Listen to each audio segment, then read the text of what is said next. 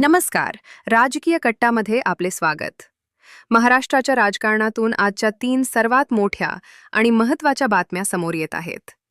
विधान परिषदेचे बिगुल वाजले असून बारामतीमध्ये संघर्षाची ठिणगी पडली आहे. सर्वसामान्यांशी संबंधित एक मोठा निर्णय सरकारने घेतला आहे.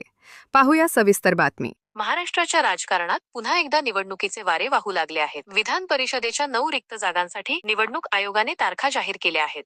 निवडणूक तारीख 12 मे 2026. यामध्ये माजी मुख्यमंत्री उद्धव ठाकरे यांच्यासह अनेक दिग्गजांच्या जागांचा समावेश आहे.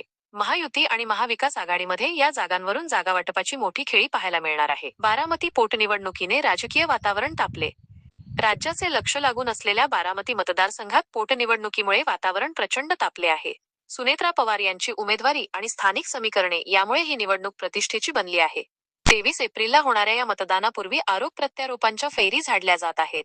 बारामतीचा गड कोण राखणार, याकडे सर्वांचे लक्ष लागले आहे. रिक्षा टॅक्सी चालकांसाठी मराठी अनिवार्य. महाराष्ट्र सरकारने मराठी भाषेच्या संवर्धनासाठी एक मोठा निर्णय घेतला आहे. 1 मे 2026 महाराष्ट्र दिनपासून राज्यातील सर्व रिक्षा आणि टॅक्सी चालकांसाठी मराठी भाषा येणे अनिवार्य करण्यात आले आहे.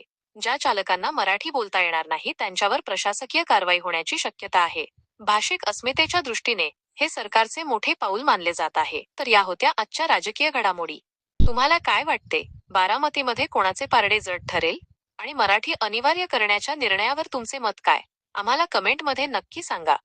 अशाच ताज्या राजकीय बातम्यांसाठी आपल्या राजकीय कट्टा चॅनलला सबस्क्राईब करा आणि बेल आयकॉन दाबायला विसरू